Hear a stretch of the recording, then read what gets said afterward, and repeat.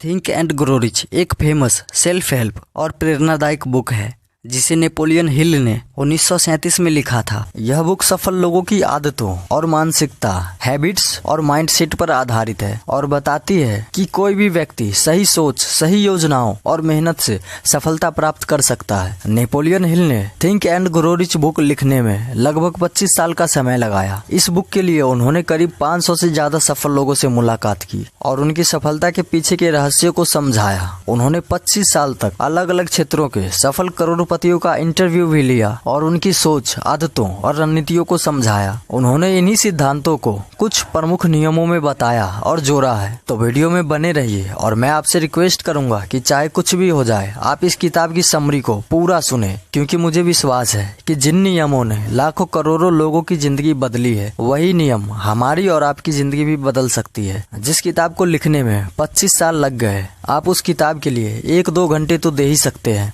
पहला अध्याय, विचार ही वस्तु है। यह सच है कि विचार ही वस्तु है और वे बेहद शक्तिशाली वस्तु है जब उनके साथ निश्चित लक्ष्य हो, लगन हो और उनके सहारे दौलत या किसी दूसरी भौतिक वस्तु को हासिल करने की प्रबल इच्छा जुड़ी हुई हो। ऑथर एडविन सी वार्नस नाम के एक व्यक्ति की कहानी बताते हैं। उनकी इच्छा की एक खासियत थी, यह निश्चित थी। वे थॉमस एल्वा एडिसन के साथ काम करना चाहते थे, पार्टनरशिप करना चाहते थे, उनके लिए काम नहीं करना चाहते थे। दरअसल बर्नस एक फुटपाथिये थे, उनके पास इच्छा शक्ति के अलावा और कुछ नहीं था। थॉमस एल्वा एडिसन बताते हैं कि जब बर्नस आया था, वह एक साधारण फुटपाथिये की तरह मेरे सामने खड़ा था, लेकिन उसके चेहरे पर ऐसा कोई भाव था जिससे वह दिखता था कि वह जो पाना चाहता है उसे हासिल करने का दृढ़ निश्चय कर रखा है। लोगों के साथ वर्षों के अनुभव से मैंने सीखा है कि जब कोई व्यक्ति किसी चीज को इतनी बुरी तरह चाहता है कि वह उसे पाने के लिए अपना पूरा भविष्य जिंदगी के एक ही पासे पर दांव पर लगा दे, तो उस व्यक्ति की जीत तय है। थॉमस एल्वा एडिसन आगे बताते हैं कि मैंने उसे उसका मनचाहा अवसर इसलिए दिया क्योंकि मैं देख सकता था कि उसने यह तय कर लिया था कि वह तब तक जुटा रहेगा जब तक वह सफल ना हो जाए। मनोवैज्ञानिक सही कहते हैं, जब कोई व्यक्ति किसी चीज के लिए सचमुच तैयार होता है तो वह चीज आ जाती है। बर्नस ने महान एडिसन के साथ पार्टनरशिप की बात दिल से सोची। यह सोच कर वह दौलतमंद बन गए।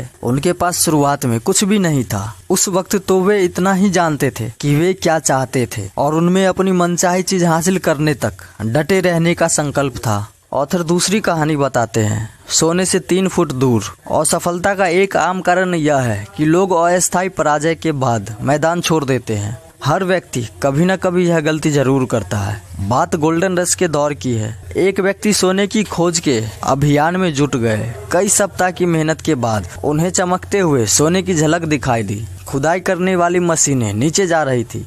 तभी अचानक कुछ हुआ, सोने की झलक गायब हो गई। लेकिन वे खुदाई करते रहे इस आशा में कि एक बार फिर सोने की झलक दिख जाए, लेकिन उसकी मेहनत बेकार हो गई। आखिरकार उन्होंने मैदान छोड़ने का फैसला किया। उन्होंने एक कबाड़ी को सारी मशीनें कौड़ियों के मोल बेच दी और उस कबाड़ी ने एक माइनिंग इंजीनियर को बुलाकर खदान का इंस्पेक्शन करवाया। इंजीनियर ने सलाह दी कि प्रोजेक्ट इसलिए असफल हुआ क्योंकि उसके मालिक यह नहीं जानते थे कि बीच में फॉल्ट लाइन आती है। उसके विश्लेषण के अनुसार सोने की झलक उस स्थान से मात्र 3 फुट नीचे थी जहां डार्विन ने खुदाई बंद की थी और इंजीनियर का अनुमान सच साबित हुआ। कबाड़ी ने मैदान से लाखों करोड़ों डॉलर का सोना निकाला, सिर्फ इसलिए क्योंकि वह जानता था कि हार मानने से पहले विशेषज्ञ की सलाह लेना उचित है। और यहाँ पर सफलता के 1-2 नियम सामने आते हैं। सबसे पहले यह जानिए कि नियमों पर चलने के लिए अपना सब कुछ दांव लगाने के इच्छुक होना। और सफलता उन्हीं को मिलती है जो सफलता के बारे में जागरूक होते हैं, और असफलता भी उन्हीं को मिलती है जो असफलता के बारे में जागरूक होते हैं। आप अपने भाग्य के निर्माता हैं। जब हेनले ने अमर पंक्तियां लिखी, मैं अपने भाग्य का निर्माता हूँ, मैं अपनी आत्मा का कप्तान हूँ, तो उन्हें हमें यह जानकारी देनी चाहिए थी कि हम अपने भाग्य के निर्माता खुद हैं, अपनी आत्माओं के कप्तान हम खुद हैं, क्योंकि हम में अपने विचारों को नियंत्रित करने की शक्ति है। उन्हें हमें यह बताना चाहिए था कि हमारे दिमाग में जो विचार प्रबल होते हैं, हमारा मस्तिष्क उनकी तरफ चुंबकीय शक्ति से आकर्षित होता है। और इंसान आज तक इसका कारण नहीं जान पाया है कि यह चुंबक ऐसी शक्तियों,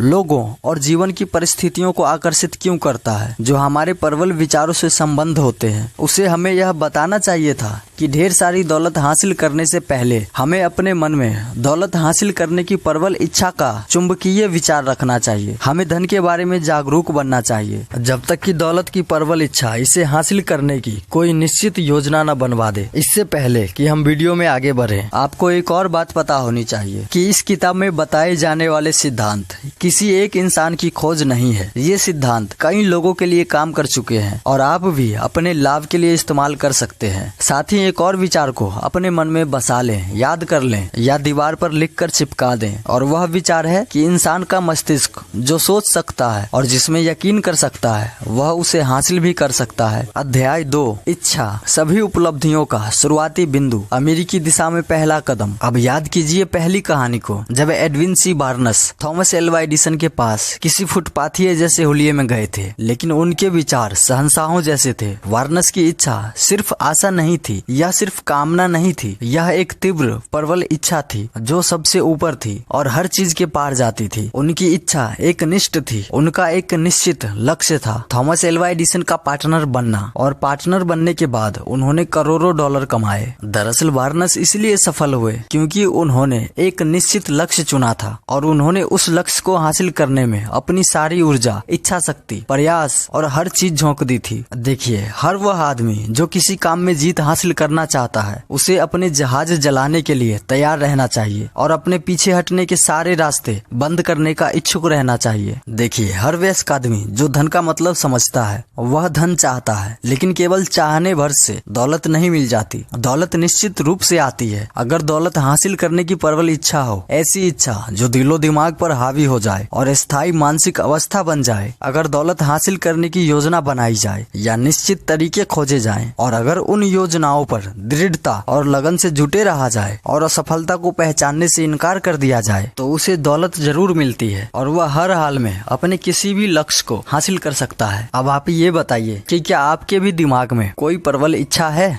यह अच्छी बात है। अमेरिकी इच्छा या आप जिस भी काम में सफल होना चाहते हैं उसकी प्रबल इच्छा को हकीकत में बदलने का एक तरीका है। इस तरीके में 6 निश्चित कदम है। इससे पहले कि आप उन 6 कदमों के बारे में जानें, मैं चाहता हूं कि आप एक कॉपी और एक कलम लेकर बैठे। पहला तरीका, अपने दिमाग में पैसे की वह निश्चित मात्रा सोच ले जिसे हासिल करने की आप में प्रबल इच्छा है और अपनी नोटबुक में भी लिख लें, और यह काम अभी करें। केवल यही कहना पर्याप्त नहीं है कि मैं ढेर सारा पैसा चाहता हूँ। कोई निश्चित रकम सोचे और लिखें। दूसरा, यह तय करें कि जिस पैसे की आप में प्रबल इच्छा है उसके बदले में आप क्या देना चाहते हैं, क्योंकि सच तो यह है कि इस दुनिया में मुफ्त में कोई भी चीज नहीं हासिल हो सकती है। तीसरा, एक निश्चित तारीख तय कर ले जब तक आप अपनी इच्छित धनराशि प्राप्त कर लेंगे। चौथा, एक निश्चित योजना बना ले कि आप किस तरह अपनी प्रबल इच्छा को सच बनाएंगे, और फिर चाहे आप तैयार हो या ना हो एकदम काम में जुट जाएं और उस योजना को कार्य रूप में ले आएं। पांचवा, आप कितनी रकम हासिल करना चाहते हैं उसकी समय सीमा तय करें। आप उस धनराशि के बदले में क्या देना चाहते हैं और वह योजना जिसके द्वारा आप इस धनराशि को हासिल करना चाहते हैं, इन सब का स्पष्ट संक्षिप्त ब्यौरा लिख लें। और छठा, अपने लिखे हुए ब्यौरे को जोर से दिन में 2 बार पढ़ें, एक बार रात को सोने से पहले और एक बार सुबह उठते ही। जब आप पढ़ें तो यह अनुभव करें और विश्वास करें कि आपके पास उतना पैसा अभी हाल मौजूद है। देखिए, यह महत्वपूर्ण है कि आप इन 6 कदमों में बताए गए निर्देशों का पालन करें। यह विशेष महत्वपूर्ण है कि आप छठे कदम के निर्देशों का अनुसरण करें, और यहाँ पर यह महत्वपूर्ण है कि आप करोड़पति होने का विश्वास करें, क्योंकि अगर आपको विश्वास ही नहीं होगा, आप कल्पना ही नहीं कर सकते, तो फिर आप उसे कैसे हासिल करेंगे। बनने और करने की प्रबल इच्छा वह शुरुआती बिंदु है जहाँ से स्वप्नदर्शी को अपनी ऊपर की यात्रा शुरू करनी है। महत्वाकांक्षा के अभाव, उदासीनता या आलस से सपने पैदा नहीं होते, इसलिए इन चीजों को छोड़ दें। एक बात और जानिए कि किसी चीज की चाह रखने और उसके लिए तैयार रहने में फर्क होता है। कोई भी व्यक्ति किसी चीज को प्राप्त करने के लिए तब तक तैयार नहीं होता जब तक कि उसे वह हासिल करने का विश्वास ना हो। साथ ही यह भी याद रखना है कि दिमाग की कोई भी सीमाएं नहीं है सिवाय उसके जिन्हें हम मान लेते हैं। गरीबी और अमीरी दोनों विचार की संतान है। अब हम जानते हैं अध्याय 3, जो कि है आस्था। आस्था दिमाग की हेड केमिस्ट है। जब आस्था को विचार के साथ मिलाया जाता है तो अब चेतन मस्तिष्क तत्काल इस कंपन को भांप लेता है और इसे अनंत प्रज्ञा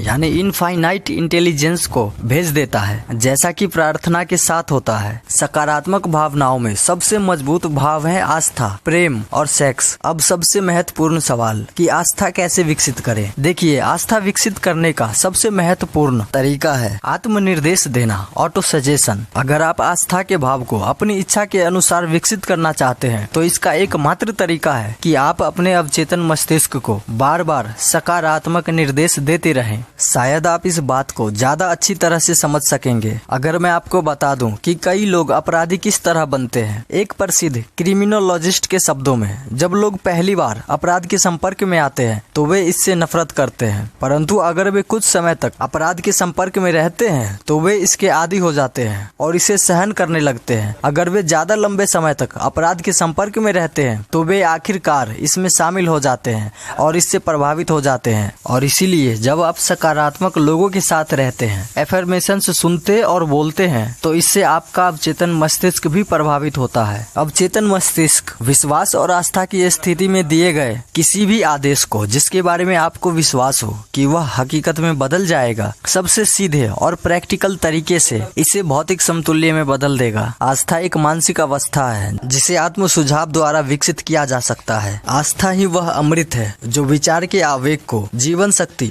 और क्रियाशीलता प्रदान करता है।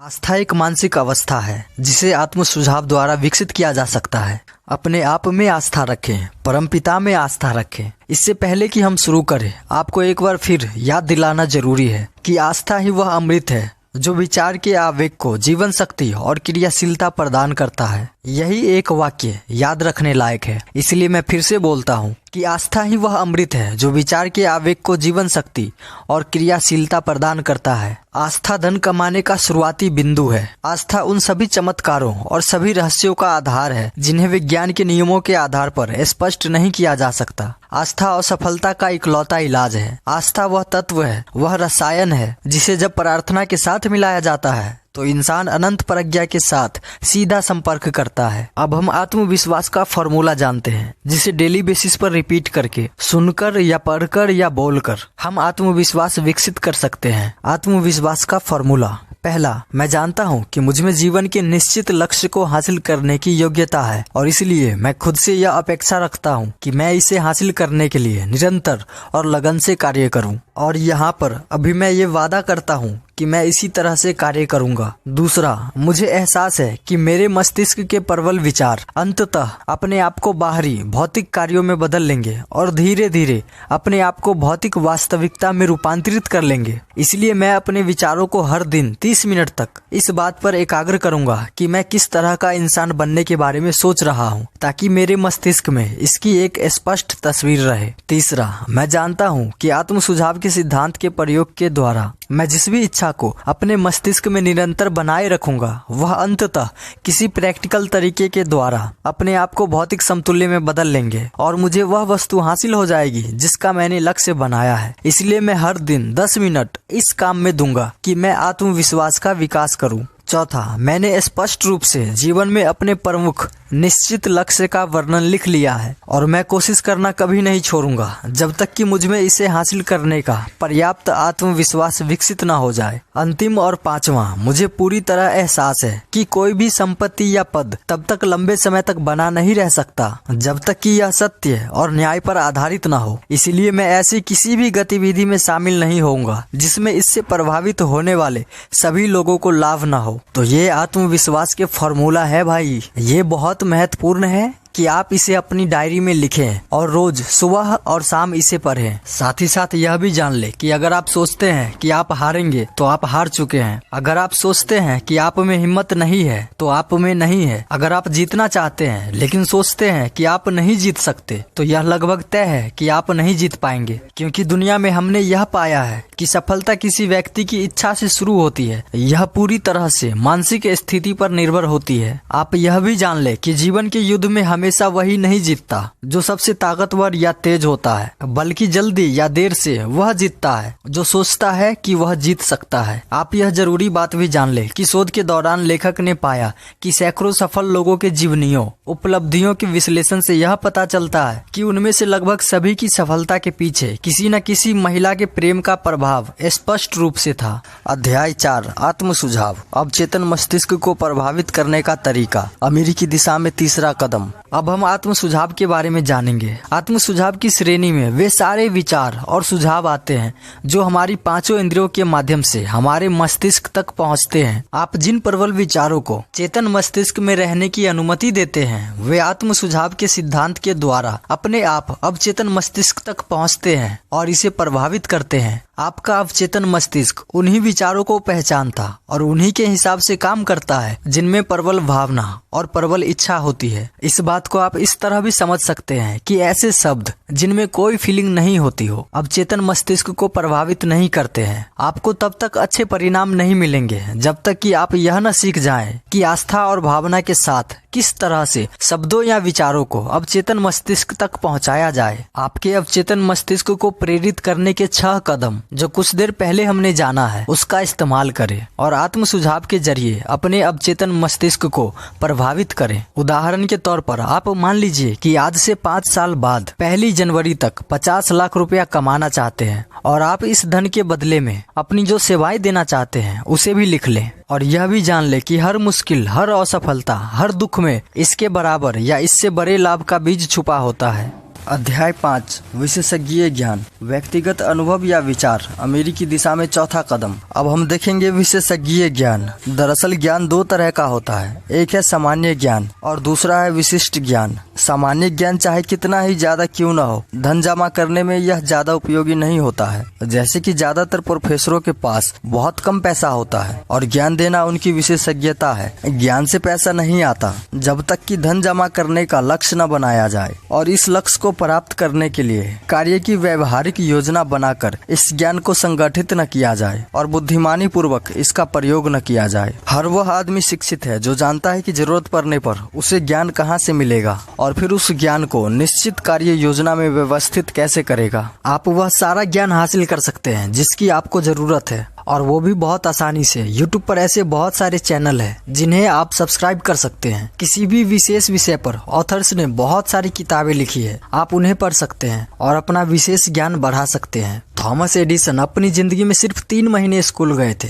हेनरी फोर्ड 6ठी कक्षा से कम पढ़े थे, लेकिन आर्थिक दृष्टि से उन्होंने अपनी स्थिति अच्छी कर ली थी। ज्ञान का कोई मतलब नहीं है सिवाय इसके कि आप जो भी ज्ञान हासिल करें उसका इस्तेमाल आप किसी अच्छे लक्ष्य की प्राप्ति के लिए करें। वह आदमी जो कैंपस में सक्रिय होता है, जिसका व्यक्तित्व ऐसा होता है कि वह सभी लोगों से तालमेल बिठा लेता है और जो पढ़ाई में भी अच्छा होता है, वह उस विद्यार्थी से बेहतर होता है जो सिर्फ पढ़ाई में ही लगा रहता है। इस बुक के ऑथर हमें एक और महत्वपूर्ण बात बताते हैं कि बिना प्रयास और कीमत के हासिल हुई किसी भी चीज को आमतौर पर महत्व नहीं दिया जाता है, जैसे कि सरकारी स्कूल और पानी भी। सारी दुनिया विजेता से प्रेम करती है और पराजित आदमी की तरफ देखने की उसके पास फुर्सत नहीं होती है। अध्याय 6 कल्पना। मस्तिष्क की वर्कशॉप। अमेरिकी दिशा में 5वां कदम। कल्पना सचमुच वह वर्कशॉप है जहाँ इंसान द्वारा बनाए गए सभी प्लान सही आकार में ढलते हैं। कल्पना के बारे में यह कहा गया है कि इंसान जिस भी चीज की कल्पना कर सकता है वह उसे हासिल भी कर सकता है। कल्पना 2 तरह के होते हैं, एक है संश्लिष्ट कल्पना यानी सिंथेटिक इमेजिनेशन और दूसरा है रचनात्मक कल्पना यानी क्रिएटिव इमेजिनेशन। सिंथेटिक इमेजिनेशन में इंसान अपनी पुरानी अवधारणाओं, विचारों, योजनाओं को नए कॉम्बिनेशन में जोड़ता है और रचनात्मक कल्पना यानी क्रिएटिव इमेजिनेशन के द्वारा इंसान का सीमाबद्ध मस्तिष्क यानी फाइनाइट माइंड अनंत प्रज्ञा यानी इनफाइनाइट माइंड से सीधे संपर्क करता है। यह वह शक्ति है जिसके द्वारा प्रेरणा और आभास प्राप्त किए जाते हैं। देखिए, बिजनेस, उद्योग, फाइनेंस के महान लीडर और महान कलाकार, संगीतकार, कवि और लेखक महान इसलिए बनते हैं क्योंकि उन्होंने रचनात्मक कल्पना की शक्ति को विकसित कर लिया है। अब चाहे आप जैसे भी हों, आपको यह पता होना चाहिए जो जीवन में सफल होने वाले सभी लोग समझते हैं कि लक्ष्य की निश्चितता ही वह शुरुआती बिंदु है जहाँ से इंसान को शुरुआत करनी चाहिए। वे ये भी जानते हैं कि लक्ष्य निश्चित हो जाने के बाद वे जीवंत हो जाते हैं। उनमें जीवन और शक्ति का संचार होता है, खासकर तब जब उनके पीछे इस लक्ष्य को इसके भौतिक समतुल्य में रूपांतरित करने की एक धधकती हुई इच्छा हो। आपको कल्पना करना आना चाहिए।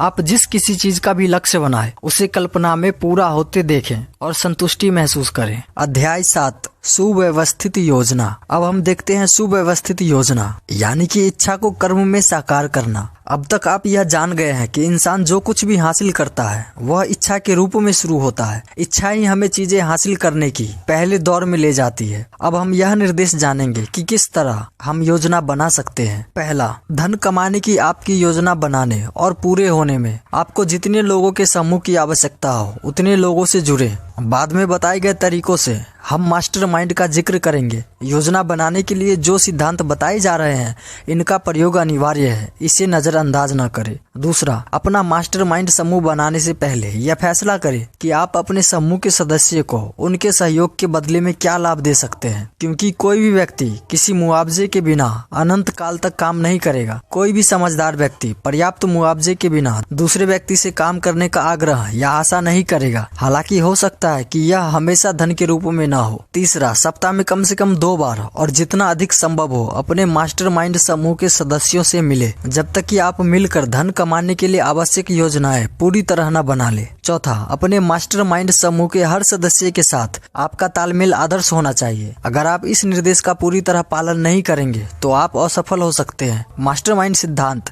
वहां पर सफल नहीं हो सकता जहां पूरी तरह तालमेल ना हो। आप इन 2 बातों का ध्यान रखें। पहली बात कि आप अपने लिए एक अत्यंत महत्वपूर्ण कार्य में संलग्न हैं। सफलता सुनिश्चित करने के लिए आपके पास त्रुटिहीन योजनाएं होनी चाहिए। और दूसरी बात ये कि आपको दूसरे के अनुभव, शिक्षा, प्राकृतिक योग्यता और कल्पना का लाभ प्राप्त करना चाहिए। यह उन तरीकों से मेल खाता है जिनका अनुसरण करके हर दौलतमंद आदमी ने दौलत कमाई है। एक बात और जानिए कि अगर आप किसी चीज में असफल होते हैं, यानी कि अगर आपकी पहली योजना असफल होती है तो दूसरी योजना आजमाए। अगर यह नई योजना काम न करे तो इसके बदले में एक और नई योजना ले आए और इसी तरह से करते रहे जब तक कि आपको एक ऐसी योजना न मिल जाए जो काम करे। और इसी जगह पर सबसे ज्यादा लोग फेल हो जाते हैं क्योंकि उनमें असफल योजनाओं की जगह पर नई योजनाएं बनाने की कमी होती है। दुनिया का सबसे बुद्धिमान आदमी भी पैसा कमाने या किसी और काम में सफल नहीं हो सकता जब तक कि उसकी योजनाएं सही नहीं हो। कोई भी आदमी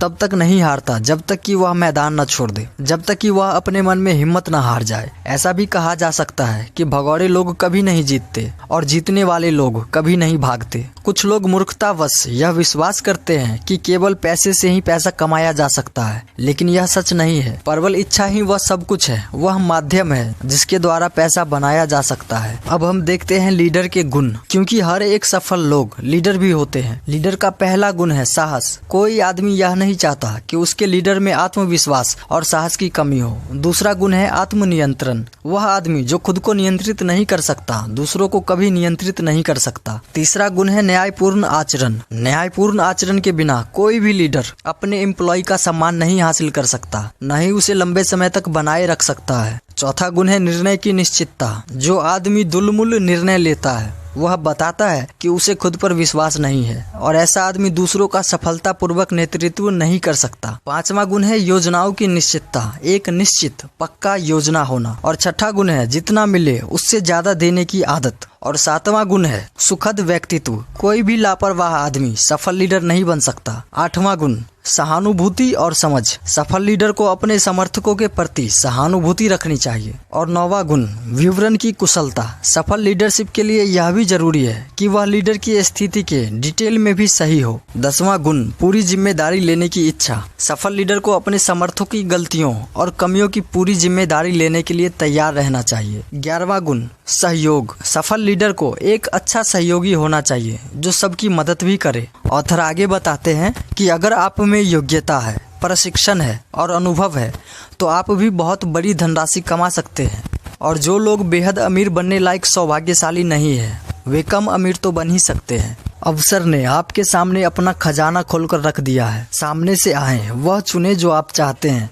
अपनी योजनाएं बनाए, योजना के हिसाब से काम करे और लगन से उनका अनुसरण करे और आप जो चाहते हैं उसमें सफल हो जाएंगे। अध्याय 8 निर्णय, टाल मटोल की आदत पर विजय पाना, अमेरिकी दिशा में 7वां कदम। आइए थोड़े और गहराई से जानते हैं निर्णय के बारे में। 25,000 असफल पुरुषों और महिलाओं के विश्लेषण से यह तथ्य सामने आया है कि निर्णय का अभाव असफलता के कारणों में सबसे ऊपर है। सैकड़ों लोग जिन्होंने दौलत कमाई है, उनमें से हर एक में तत्काल निर्णय पर पहुंचने की आदत थी और जब इस निर्णय को बदलना होता था तो वे इसे बदलने में जल्दबाजी नहीं करते थे।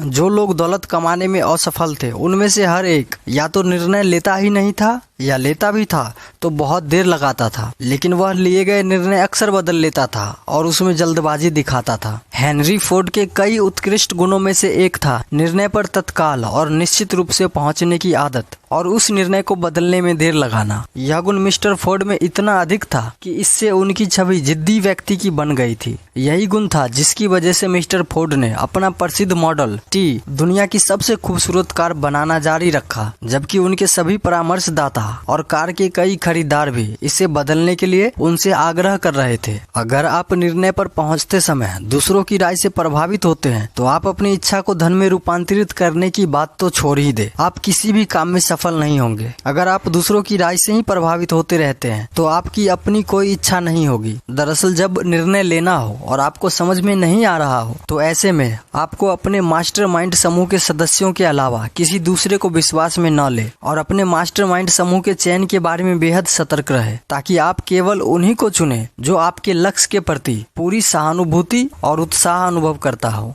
और मास्टरमाइंड क्या है ये हम आगे जानेंगे, लेकिन उससे पहले ये जानिए कि करीबी मित्र और रिश्तेदार अक्सर अनजाने में ही कई बार हंसी उड़ाकर आपका मजाक उड़ाते हैं, आपको नुकसान पहुंचाते हैं। हजारों स्त्री और पुरुष जीवन भर हीन भावना को ढोते रहते हैं क्योंकि किसी अज्ञानी आदमी ने अपनी राय और हंसी से उनके आत्मविश्वास को नष्ट कर दिया था। अब यहाँ पर लोगों की साइकोलॉजी से जुड़ी कुछ बातें बताई जा रही है, जैसे कि जिन लोगों में ज्ञान का सिर्फ ऊपरी परत होता है, यानी कि जिनका ज्ञान अधजल गगरी की तरह होता है, वे यह प्रभाव जमाना चाहते हैं कि उनके पास बहुत ज्ञान है। ऐसे लोग आमतौर पर बहुत ज्यादा बोलते हैं और कम सुनते हैं। अगर आप कम सुनते हैं और बहुत ज्यादा बोलते हैं तो आप न सिर्फ उपयोगी ज्ञान हासिल करने के कई अवसरों से अपने आप को वंचित रख रहे हैं, बल्कि आप अपनी योजनाओं और लक्ष्य को ऐसे लोगों के सामने प्रकट भी कर रहे हैं जो आपको हराने में बड़ा आनंद अनुभव करेंगे, क्योंकि वे आपसे ईर्ष्या करते हैं। और यहाँ पे ऐसा इसलिए कहा जा रहा है कि वे आपसे ईर्ष्या करते हैं क्योंकि इंसानों की साइकोलॉजी ही ऐसी होती है कि जिसके पास हमसे बेहतर हो, हमें उससे अपने आप जलन होने लगती है, हमें लगने लगता है कि हमारे पास कम है। दरअसल वास्तविक ज्ञान आमतौर पर विनम्रता और मौन के द्वारा झलकता है। इसे दूसरे तरीके से कहा जाए तो शब्द नहीं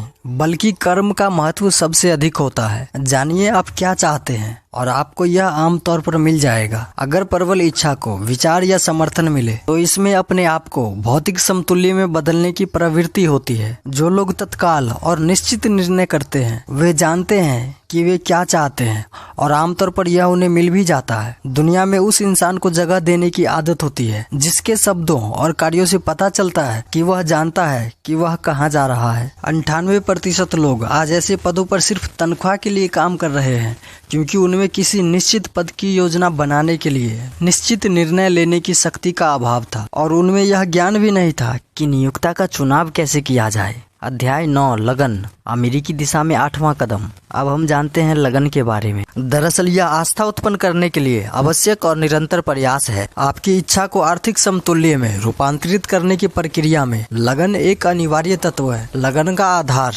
इच्छा शक्ति है। इच्छा शक्ति और प्रबल इच्छा जब सही तरीके से मिल जाते हैं तो एक ऐसा युग्म बन जाता है जिसका कोई तोड़ नहीं है। जो लोग बेहद अमीर बनते हैं उन्हें आमतौर पर भाव शून्य या कई बार निर्मम भी कहा जाता है। अमीर लोगों में इच्छा शक्ति होती है जिन्हें वे लगन के साथ मिला देते हैं और अमीर बनते हैं। अगर आप इस वीडियो को इस इरादे के साथ देख रहे हैं कि आप इसके ज्ञान को अपने जीवन में उतारेंगे तो आपकी लगन का पहला इम्तिहान तब होगा जब हमने वीडियो के शुरुआती में यानी कि अध्याय 2 में इच्छा के साकार करने के 6 कदमों के बारे में जिक्र किया था। और उन 6 कदमों को हर रोज पढ़ना है जब तक कि आप उन 2% लोगों में से न हो जिसका पहले से ही निश्चित लक्ष्य हो, जिनकी तरफ वे बढ़ रहे हो और जिनके पास इस लक्ष्य को हासिल करने के लिए कोई निश्चित योजना है, तब तक आप निर्देशों को पढ़ेंगे और रोजमर्रा की जिंदगी जीते रहेंगे और उन निर्देशों का पालन नहीं करेंगे। आप कितनी आसानी से लगन के अभाव को जीत सकते हैं, यह पूरी तरह इस बात पर निर्भर करता है कि आपकी इच्छा कितनी प्रबल है। समूची उपलब्धि का शुरुआती बिंदु है इच्छा। इसे हमेशा अपने दिमाग में रखें। कमजोर इच्छाओं के परिणाम भी कमजोर ही होते हैं। जिस तरह कम आग से कम गर्मी मिलती है, आप जितने उत्साह से इन निर्देशों का पालन करेंगे, उससे यह स्पष्ट रूप से साबित होगा कि आप में धन कमाने की कितनी अधिक या कितनी कम इच्छा है। कभी कभार या झटके के साथ किए गए प्रयासों के साथ इन नियमों का उपयोग करने से आपको कोई लाभ नहीं होगा। अगर आपको परिणाम चाहिए तो आपको सभी नियमों का पालन करना होगा, जब तक कि उनका पालन करना आपकी आदत न बन जाए। लगन के बिना आप शुरू करने से पहले ही हार जाएंगे, जबकि लगन के साथ जीत आपकी होगी। कुछ लोग जो विजेता होते हैं यह मानते हैं कि असफलता और कुछ नहीं बल्कि और ज्यादा कोशिश करने की प्रेरणा है। यहाँ पर ऑथर कर्तव्य का भी मतलब समझाते हैं। कहते हैं कि कर्तव्य का मतलब यह नहीं होता कि कोई अपनी व्यक्तिगत महत्वाकांक्षा को नष्ट कर ले और अपने जीवन को अपने हिसाब से न जिए। ऑथर आगे बताते हैं कि मैंने हजारों लोगों का विश्लेषण किया तो मैंने पाया कि अधिकांश विचार मुर्दा पैदा होते हैं। तत्काल कर्म की निश्चित योजना बनाकर ही हम उनमें जीवन की सांस फूंकते हैं। दरअसल सच्चाई तो यह है कि अगर किसी में लगन है तो कई अन्य गुणों के बिना भी वह सफल हो सकता है। और अब यहाँ पे लगन को विकसित करने का तरीका बताया जा रहा है। लगन एक मानसिक अवस्था है, इसीलिए विकसित किया जा सकता है। लगन विकसित करने के 8 निश्चित कदम है। पहला, निश्चित उद्देश्य। दूसरा, इच्छा। तीसरा, आत्मनिर्भरता। चौथा, योजनाओं की निश्चितता। पांचवा, सटीक ज्ञान। छठा, सहयोग। सातवां, इच्छा शक्ति और आदत। देखिए क्या करना जरूरी है, इसके साथ ही यह भी जानना जरूरी है कि क्या नहीं करना है। अगर आप अमीरी हासिल करना चाहते हैं तो यहाँ पर कुछ कमजोरियां बताई जा रही है जिन्हें आपको जीतना होगा। जैसे आप क्या चाहते हैं यह न जानना या इसे ठीक ठीक और स्पष्ट रूप से परिभाषित न कर पाना। टाल मटोल की आदत, चाहे इसके पीछे कारण हो या न हो, आमतौर पर इसके पीछे ढेर सारे बहाने बनाए जाते हैं। विशेषज्ञ ज्ञान हासिल करने में रुचि का अभाव और निर्णय परिस्थितियों का सामना करने के बजाय हर अवसर पर अपने हाथ से प्रकरण को दूसरे हाथ में देने की आदत। समस्या के समाधान के लिए निश्चित योजनाएं बनाने के बजाय बहानों पर भरोसा करने की आदत। आत्मसंतुष्टि, इस बीमारी का कोई सटीक इलाज नहीं है और जिनको यह बीमारी है उनके लिए कोई आशा नहीं है। उदासीनता, जो आमतौर पर सभी प्रकरणों में समझौते करने की तत्परता में झलकती है, बजाय इसके कि विपरीत परिस्थितियों का सामना किया जाए और उनसे संघर्ष किया जाए। अपनी गलतियों के लिए दूसरों को दोष देने की आदत और विपरीत परिस्थितियों से बचकर निकलने की आदत। इच्छा की कमजोरी, कर्म को प्रेरित करने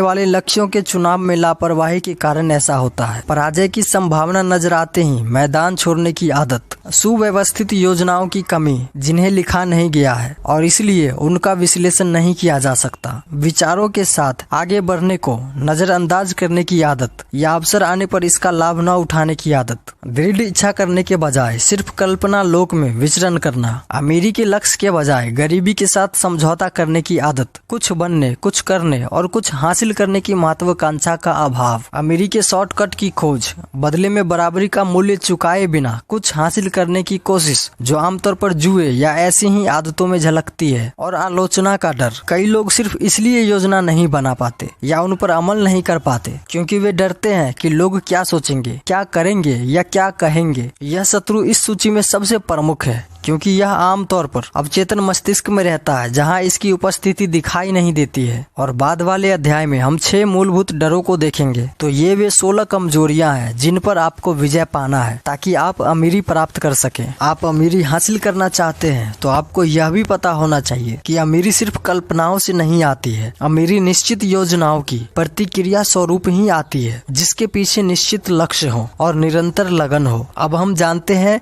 कि लगन को कैसे विकसित किया जा सकता है। देखिए लगन की आदत डालने के लिए 4 आसान कदम है। इसके लिए यह जरूरी नहीं है कि आप में बहुत बुद्धि हो या आप उच्च शिक्षित हो या आपको इसमें बहुत समय या प्रयास देना पड़े, बल्कि आवश्यक कदम ये 4 हैं। पहला है निश्चित लक्ष्य, जिसके पीछे इसकी प्राप्ति की प्रबल इच्छा हो। दूसरा है एक निश्चित योजना, जिस पर लगातार काम किया जाए। तीसरा है एक मस्तिष्क जो सभी नकारात्मक और हतोत्साहित करने वाले प्रभावों की तरफ से कसकर बंद हो, जिसमें रिश्तेदारों, मित्रों और परिचितों के नकारात्मक सुझाव भी शामिल है। और चौथा है एक या एक से अधिक ऐसे व्यक्तियों के साथ मित्रता पूर्ण गठबंधन जो आपकी योजनाओं और लक्ष्य को लेकर आपको प्रोत्साहित करे। ये 4 कदम जीवन के सभी क्षेत्रों में सफलता के लिए अनिवार्य है। इस पूरी किताब के सिद्धांतों का मुख्य उद्देश्य यही है कि आप इन 4 कदमों को अपनी आदत बना ले। आप इस पूरे किताब की समरी को इन 4 कदमों में भी समझ सकते हैं। अध्याय 10 मास्टरमाइंड की शक्ति, एक प्रेरक बल, अमेरिकी दिशा में 9वां कदम। सबसे पहली बात, शक्ति को संगठित और बुद्धिमानी से निर्देशित ज्ञान के रूप में परिभाषित किया जा सकता है। धन कमाने के लिए शक्ति आवश्यक है। धन कमाने के बाद उसे कायम रखने के लिए भी शक्ति आवश्यक है। कहने का मतलब ये है कि बहुत सारा धन कमाने के लिए, किसी भी काम को बड़े लेवल पर करने के लिए बहुत सारी मानसिक, शारीरिक योग्यता और अनुभवों की जरूरत होती है। अगर कोई अकेला व्यक्ति ज्ञान को इकट्ठा करने, उसे योजना में बदलने और फिर योजना को काम में बदलने के लिए सिर्फ अपने ही प्रयासों पर निर्भर रहता है तो उसे बहुत मुश्किल आती है। अगर उसकी योजनाएं बड़ी है और अगर वह व्यक्ति बड़ा है तो उसे आमतौर पर दूसरों को अपने साथ सहयोग करने के लिए प्रेरित करना चाहिए और तभी वह उस महान काम में सफल हो सकता है। फिर आगे बताते हैं कि मास्टरमाइंड के द्वारा शक्ति कैसे हासिल किया जा सकता है। देखिए, मास्टरमाइंड को इस तरह परिभाषित किया जा सकता है कि किसी निश्चित लक्ष्य की प्राप्ति के लिए 2 या 2 से अधिक लोगों का सद्भाव की भावना के साथ ज्ञान और प्रयास का संयोजन। कहने का मतलब ये है कि कोई भी अकेला व्यक्ति बिना मास्टरमाइंड समूह की मदद के बड़ी सफलता हासिल नहीं कर सकता, क्योंकि किसी भी एक व्यक्ति के पास उतना ज्ञान, अनुभव और बल नहीं होता है। इंसान उन लोगों की प्रकृति, आदतें और विचार की शक्ति लेता है जिनके साथ वह सहानुभूति और सामंजस्य की भावना के साथ उठता बैठता है। गरीबी और अमीरी अक्सर स्थान बदलती है। जब अमीरी गरीबी की जगह लेती है तो यह परिवर्तन आमतौर पर अच्छी तरह से सोची गई और सावधानी से अमल में लाई गई योजनाओं के द्वारा आती है, और वहीं गरीबी को योजनाओं की कोई जरूरत नहीं होती है। गरीबी उस व्यक्ति के पास जरूर जाती है जो अमीरी को आकर्षित नहीं करते, जो अमीरी के लिए अच्छी तरह योजना नहीं बनाते। यानी एक लाइन में ये भी कहा जा सकता है कि अमीरी आपकी योजना बनाने और उस पर काम करने का परिणाम है। अध्याय 11 सेक्स रूपांतरण का रहस्य, अमीरी की दिशा में 10वां कदम। रूपांतरण शब्द का मतलब है किसी तत्व या ऊर्जा के प्रकार को दूसरे रूप में बदलना। देखिए, अब यहाँ पे ऑथर ने सेक्स के बारे में बहुत ही विस्तार से, बहुत ही साइकोलॉजिकल तरीके से समझाया है। ऑथर बताते हैं कि सेक्स के भाव के पीछे 3 रचनात्मक संभावनाएं हैं। पहला है मानव जाति का स्थायीकरण, दूसरा है स्वास्थ्य का संरक्षण और तीसरा है रूपांतरण के द्वारा औसत दर्जे के व्यक्ति से जीनियस में परिवर्तन। मनुष्य की उपलब्धियों का एक कारण विकसित सेक्स प्रकृति से भी है। दरअसल वैज्ञानिकों ने शोध करके यह पता लगाया है कि महानतम उपलब्धियों वाले व्यक्तियों में हाई डेवलप्ड सेक्स नेचर पाई जाती है। यह वे व्यक्ति होते हैं जिन्होंने सेक्स रूपांतरण की कला सीख ली है। एक वे लोग होते हैं जिन्होंने बहुत सारी दौलत कमाई है और साहित्य, कला, उद्योग, आर्किटेक्चर और प्रोफेशंस में भी अद्भुत शोहरत पाई है और उन्हें किसी महिला से प्रेरणा मिली है। यहाँ पे 10 ऐसी बातें बताई जा रही है जिनमें दिमाग सबसे मुक्त रूप से प्रतिक्रिया करता है। पहला, सेक्स अभिव्यक्ति की इच्छा, दूसरा प्रेम, तीसरा शोहरत, शक्ति या आर्थिक लाभ या धन की प्रबल इच्छा, चौथा संगीत, 5वां है मित्रता, चाहे वह समलिंगियों में हो या विपरीत लिंग के 2 लोगों के बीच हो। छठा है 2 या 2 से अधिक लोगों के बीच सद्भाव पर आधारित मास्टरमाइंड समूह, मास्टरमाइंड गठबंधन, जो आध्यात्मिक या सांसारिक प्रगति के लिए आपस में एक हो जाते हैं। 7वां है साथ साथ झेला गया दुख, जो उन लोगों द्वारा अनुभव किया गया है जिन्हें प्रताड़ित किया गया था। 8वां है आत्म सुझाव, 9वां है डर और 10वां है मादक द्रव्य और शराब। इन चीजों में दिमाग सबसे अधिक मुक्त मन से प्रतिक्रिया करता है। सेक्स अभिव्यक्ति की इच्छा आवेगों की सूची में सबसे पहले नंबर पर आती है, जो सबसे प्रभावी ढंग से मस्तिष्क को ऊंचा उठा देते हैं और शारीरिक एक्शन के पहियों को चालू कर देते हैं। अब यहाँ पर मैं इसमें एक बात और जोड़ना चाहूंगा कि जो लोग ज्यादा सेक्स करते हैं वो सिर्फ उसी में रह जाते हैं, यानी कि उनका कुछ और करना मुश्किल हो जाता है, क्योंकि कुछ भी करने के लिए एनर्जी चाहिए, ताकत चाहिए, क्योंकि आप कभी भी एक बीमार आदमी को मोटिवेट नहीं देख सकते। इसलिए सेक्स उतना ही करना चाहिए जितना जरूरी और सही हो। यहाँ पर जीनियस लोगों की परिभाषा भी बताई जा रही है। जीनियस लोगों की बेहतर परिभाषा यह है कि वह व्यक्ति जिसने यह खोज लिया है कि किस तरह विचार की गहनता को उस बिंदु तक बढ़ा लिया जाए जहां वो ज्ञान के उन स्रोतों के साथ मुक्त संवाद कर सके जो सामान्य विचार वाले व्यक्तियों के लिए उपलब्ध नहीं है। देखिए, जीनियस छठी इंद्रिय द्वारा विकसित होता है और छठी इंद्रिय क्या है? रचनात्मक कल्पनाशीलता है। इसका प्रयोग बहुत सारे लोग पूरी जिंदगी में कभी नहीं कर पाते या शायद संयोगवश ही कभी करते होंगे। महान कलाकार, लेखक, संगीतकार और कवि महान इसलिए बने क्योंकि उन्होंने शांत और छोटी आवाज पर भरोसा करने की आदत डाल ली। यह आवाज रचनात्मक कल्पनाशीलता की शक्ति के द्वारा अंदर से बोलती है। तार्किक शक्ति काफी हद तक गड़बड़ होती है क्योंकि यह काफी हद तक व्यक्ति के संचित अनुभव से निर्देशित होती है। अनुभव के द्वारा ज्ञात सारा ज्ञान सही नहीं होता है। रचनात्मक शक्ति के द्वारा प्राप्त विचार अधिक विश्वसनीय होती है। देखिए, समस्त आवेगों में महानतम और सबसे सशक्त आवेग है कामेक्षा। जब इसका दोहन किया जाए और इसे रूपांतरित किया जाए तो यह प्रेरक शक्ति इंसानों को विचार के उच्च आकाश तक उठाने में समर्थ है, जिसके द्वारा वे चिंता और चुटपुट परेशानियों के स्रोतों को दूर रखने में सक्षम हो जाते हैं। प्रबल कामेक्षा के कारण जीनियस बनने के बजाय अधिकांश लोग अपने आप को नीचे गिरा लेते हैं और इस महान शक्ति के गलत प्रयोग और खुद की गलत समझ के कारण खुद को जानवरों के स्तर पर ले जाते हैं। लोग अपने कार्यों में तर्क से उतना प्रभावित नहीं होते हैं जितना कि भावनाओं से होते हैं। एक टीचर ने 30,000 से ज्यादा सेल्समैनों के प्रयासों को प्रशिक्षित और निर्देशित किया। उन्होंने यह आश्चर्यजनक खोज की कि हाईली सेक्स्ड लोग सबसे अधिक प्रभावी सेल्समैन होते हैं। इसके पीछे कारण यह है कि जिस व्यक्तित्व तत्व को व्यक्तिगत चुंबकीयता कहा जाता है वह सेक्स ऊर्जा से अधिक कुछ भी नहीं है। जिन लोगों में सेक्स ऊर्जा कम होती है वे कभी उत्साहित नहीं हो पाएंगे या दूसरों को उत्साहित नहीं कर पाएंगे। और उत्साह सेल्समैनशिप की सबसे महत्वपूर्ण शर्तों में से एक है। जिस सार्वजनिक वकील या सेल्समैन में सेक्स ऊर्जा कम होती है वह दूसरों को प्रभावित करने में फ्लॉप हो जाते हैं। यानी कि जो बहुत ज्यादा सेक्स करते हैं, जिनमें सेक्स ऊर्जा बचती नहीं है, खत्म हो जाती है। और वे लोग जिनमें सेक्स ऊर्जा अधिक होती है, यानी कि जो सेक्स ऊर्जा बचा कर रखते हैं, वे ज्यादा उत्साहित होते हैं और लोगों को भी ज्यादा प्रभावित करते हैं। देखिए, जो आदमी यह जानता है कि किस तरह अपने दिमाग को सेक्स के विषय से दूर हटाया जाए और इसे अपने कामों के प्रयास में लगाया जाए और इस काम को उतने ही उत्साह और संकल्प से किया जाए जितना कि वह इसके मौलिक लक्ष्य में लगाता, वह व्यक्ति सेक्स रूपांतरण की कला हासिल कर लेते हैं। अब इस बात से यह नहीं समझ लेना चाहिए कि सेक्स की वकालत की जा रही है। सेक्स की भावना तभी एक सद्गुण है जब इसका बुद्धिमानी और सावधानी से प्रयोग किया जाए। इसका दुरुपयोग किया जा सकता है और अक्सर किया भी जाता है और उस हद तक किया जाता है कि यह शरीर और मस्तिष्क दोनों को समृद्ध बनाने के बजाय इन्हें नीचे गिराती है। देखिए, जब सेक्स और ईर्ष्या आपस में मिलते हैं तो इंसान एक पागल जानवर बन जाता है। जब कोई नकारात्मक भाव किसी के दिमाग में आता है तो यह सकारात्मक या रचनात्मक भाव में रूपांतरित किया जा सकता है और इसका आसान तरीका है अपने विचारों को बदल लेना। स्वैच्छिक आत्म प्रयास के अलावा जीनियस की मंजिल तक पहुंचने के लिए और कोई रास्ता नहीं है। इसका मतलब है कि अपने इच्छा से किया गया प्रयास, इसी के द्वारा आप जीनियस बन सकते हैं। जिसे प्रेम उपलब्धि की महान ऊंचाइयों तक पहुंचाने के लिए प्रेरित न कर सके वह व्यक्ति दुर्भाग्यशाली है। अगर आपको विश्वास है कि आप दुर्भाग्यशाली है क्योंकि आपने प्रेम किया है और आपका प्रेम खो गया है, तो इस विचार को दूर भगाएं। जिसने सच्चा प्रेम किया हो वह कभी पूरी तरह से उसे नहीं गवा सकता। प्रेम थोड़ा सनकी और तुनक मिजाज होता है। यह अपनी इच्छा से आता है और बिना चेतावनी दिए चला जाता है। जब तक यह मौजूद है तब तक इसका आनंद ले और स्वीकार करें, लेकिन इसके जाने के बाद इसके बारे में चिंता करके समय बर्बाद न करें।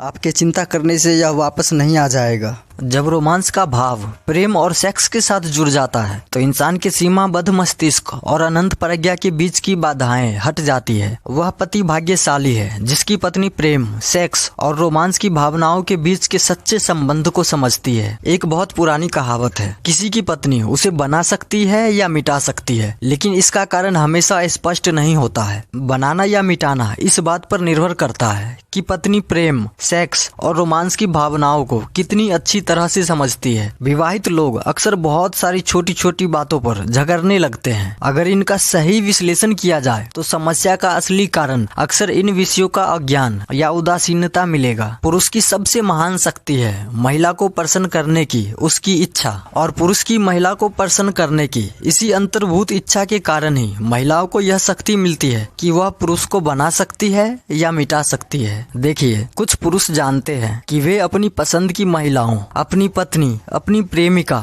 अपनी माता और बहनों से प्रभावित हो रहे हैं, लेकिन कूटनीति से इस प्रभाव के विरुद्ध विद्रोह नहीं करते। वे इतने बुद्धिमान होते हैं कि वे समझते हैं कि कोई पुरुष सही महिला के प्रभाव के बिना सुखी या पूर्ण नहीं होता है। वह पुरुष जो इस महत्वपूर्ण सच्चाई को नहीं समझ पाता, वह खुद को उस शक्ति से वंचित कर देता है जिसने पुरुषों को सफलता दिलाने में इतनी मदद की है जितनी की बाकी सभी शक्तियाँ मिलकर भी नहीं कर सकती। अध्याय 12, अवचेतन मस्तिष्क, एक जोड़ने वाला सूत्र, अमेरिकी दिशा में 11वां कदम। अवचेतन मस्तिष्क सबसे पहले उन प्रबल इच्छाओं के अनुसार कार्य करता है जब उनमें आस्था जैसी भावनाओं का समावेश हो। आप अपने अवचेतन मस्तिष्क को पूरी तरह से नियंत्रित नहीं कर सकते, लेकिन आप इसे अपने इच्छा अनुसार कोई भी योजना या लक्ष्य दे सकते हैं जिसे आप हकीकत में रूपांतरित करना चाहते हैं। याद रखें कि अवचेतन मस्तिष्क केवल आदत के द्वारा स्वैच्छिक रूप से निर्देशित किया जा सकता है, और इसके लिए आस्था वाले अध्याय में दिए गए निर्देशों का पालन करना होगा। अवचेतन मस्तिष्क को जो भाषा सबसे अच्छी तरह समझ में आती है वह है भावना या भावों की भाषा, यानी आप कैसा महसूस करते हैं। इसलिए यहाँ पर 7 प्रमुख सकारात्मक भाव और 7 प्रमुख नकारात्मक भाव बताए जा रहे हैं, तो इसे ध्यान से सुने। 7 प्रमुख सकारात्मक भाव इस तरह है: इच्छा का भाव, आस्था का भाव, प्रेम का भाव, सेक्स का भाव, उत्साह का भाव, रोमांस का भाव और आशा का भाव। और नकारात्मक भावनाएं इस तरह है जिनसे हमें बचना चाहिए: डर का भाव, ईर्ष्या का भाव, घृणा का भाव, प्रतिशोध का भाव, लालच का भाव, अंधविश्वास का भाव और क्रोध का भाव। देखिए, कोई भी अमीरी की चाह रख सकता है और ज्यादातर लोग रखते हैं, लेकिन केवल कुछ ही जानते हैं कि एक निश्चित योजना और दौलत की धधकती प्रबल इच्छा ही दौलत कमाने के भरोसेमंद साधन है। अब देखते हैं अध्याय 13, जो कि है मस्तिष्क, विचारों का ब्रॉडकास्टिंग और रिसीविंग स्टेशन, अमेरिकी दिशा में 12वां कदम। ऑथर बताते हैं कि 40 साल से भी ज्यादा समय हो चुके थे जब स्वर्गीय डॉक्टर अलेक्जेंडर ग्राहम बेल और डॉक्टर एल्मर आर गेट्स उनके साथ काम कर रहा था। उस समय लेखक ने यह विचार किया कि हर मानवीय मस्तिष्क विचार के कंपन का ब्रॉडकास्टिंग और रिसीविंग स्टेशन दोनों होता है। रेडियो ब्रॉडकास्टिंग सिद्धांत की तरह ही हर इंसान का मस्तिष्क भी दूसरे मस्तिष्कों द्वारा प्रसारित किए जा रहे विचारों, संवेगों को पकड़ने में सक्षम होता है। जब इसे प्रेरित किया जाए या जब यह कंपन की उच्च दर पर कार्य कर रहा हो तो मस्तिष्क बाहरी स्रोतों के द्वारा इस तक पहुंचने वाले विचारों को ग्रहण करने के प्रति ज्यादा संवेदनशील होता है। कंपन की उच्च दर सकारात्मक भावनाओं या नकारात्मक भावनाओं द्वारा घटित होती है। भावनाओं के द्वारा विचार के कंपन को बढ़ाया जा सकता है, और जहां तक गहनता और प्रेरक शक्ति का संबंध है, सेक्स का भाव मानवीय भावनाओं की सूची में सबसे ऊपर रहता है। वह मस्तिष्क जो सेक्स के भाव द्वारा प्रेरित होता है बेहद तीव्र गति से कार्य करता है, जबकि इस प्रेरणा के अभाव में यह उतनी तीव्र गति से कार्य नहीं कर पाता। अवचेतन मस्तिष्क मस्तिष्क का ब्रॉडकास्टिंग स्टेशन है जिसके द्वारा विचार के कंपन प्रसारित किए जाते हैं। रचनात्मक कल्पनाशीलता वह रिसीविंग सेट है जिसके द्वारा विचार की ऊर्जा पकड़ी जाती है। इस अध्याय में और भी बातें लिखी गई है, लेकिन हमने थोड़ा शॉर्ट में बताया है। अगर आप और डिटेल में जानना चाहते हैं तो आप किताब पढ़ सकते हैं। अब हम देखते हैं अध्याय 14, जो कि है छठी इंद्रिय, बुद्धिमानी के मंदिर का द्वार, अमेरिकी दिशा में 13वां कदम। 13वां सिद्धांत है छठी इंद्रिय, जिसके द्वारा अनंत प्रज्ञा इच्छा अनुसार संपर्क कर सकती है और करती है। इसमें व्यक्ति के प्रयासों की आवश्यकता या मांग नहीं होती है। देखिए, छठी इंद्रिय की सहायता से आपको आने वाले खतरों की चेतावनी मिलती है ताकि आप समय रहते उनसे बच सके,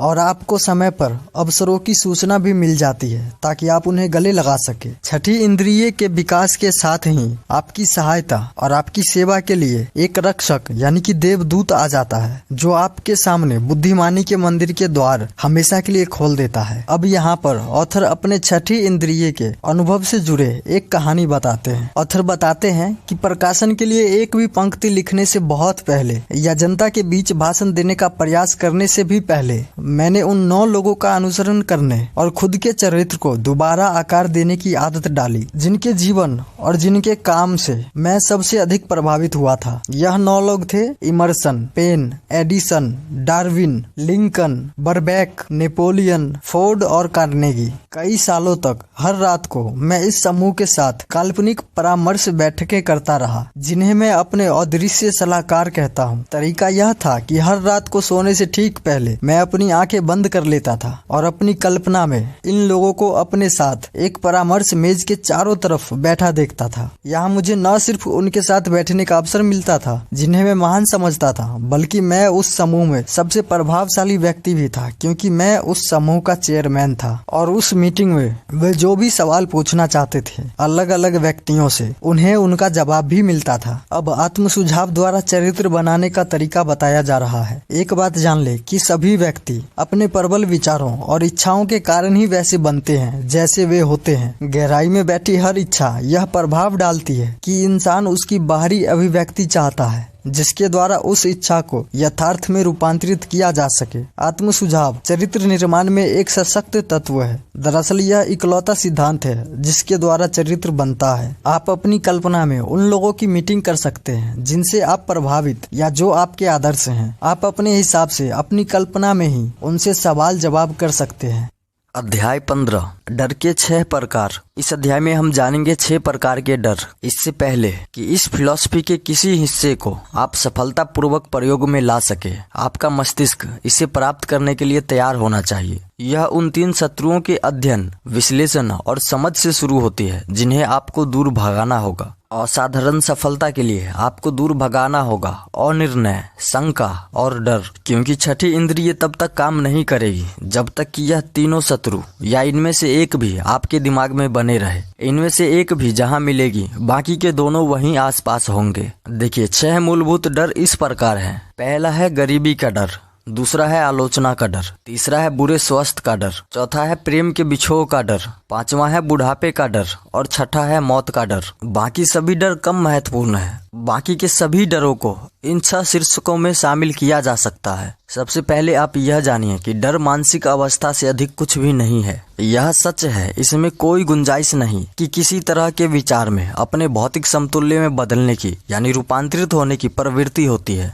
यह भी सच है कि डर और गरीबी के विचार साहस और आर्थिक लाभ में रूपांतरित नहीं हो सकते। देखिए, असंतुलित मस्तिष्क असहाय होता है और निर्णय से मस्तिष्क असंतुलित होता है। अधिकांश लोगों में तत्काल निर्णय लेने की इच्छा का अभाव होता है और निर्णय लेने के बाद उन पर डटे रहने का हौसला नहीं होता है, इसलिए लोग असफल होते हैं। जब हम निर्णय पर पहुंच जाते हैं, जब हम यह तय कर लेते हैं कि हम क्या करने जा रहे हैं, तो हम स्थितियों के बारे में चिंता नहीं करते हैं। इन 6 डरों से छुटकारा आप इस तरह पा सकते हैं। मौत को एक आवश्यक घटना के रूप में स्वीकार करके निर्णय पर पहुंचे और इस निर्णय के द्वारा मौत के डर से हमेशा के लिए मुक्त हो जाए। गरीबी का डर, बिना चिंता के आप जितना धन संग्रह कर सकते हो उसे हासिल करने के निर्णय पर पहुंचे और गरीबी के डर से मुक्त हो जाएं। आलोचना का डर, यह निर्णय करे कि आप दूसरे लोगों के सोचने, करने या कहने के बारे में चिंता नहीं करेंगे और आलोचना के डर की गर्दन मरोड़ दे। बुढ़ापे का डर, इस निर्णय पर पहुंचकर बुढ़ापे को स्वीकार करे कि यह एक बाधा नहीं है बल्कि एक वरदान है जो अपने साथ बुद्धिमानी, आत्मनियंत्रण और समझदारी लाता है, जो युवा के पास नहीं होती है। इस तरह आप बुढ़ापे के डर को समाप्त कर सकते हैं। बुरे स्वास्थ्य का डर,